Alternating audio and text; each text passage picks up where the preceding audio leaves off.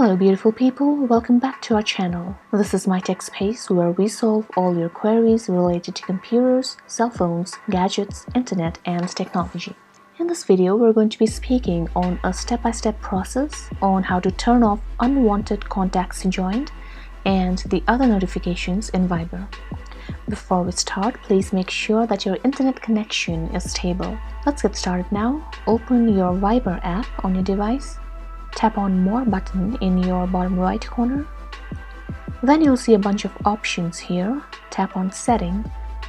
After that, you will see Notification in the option that shows. Press on it and uncheck the undesired options which you don't want to get notified of.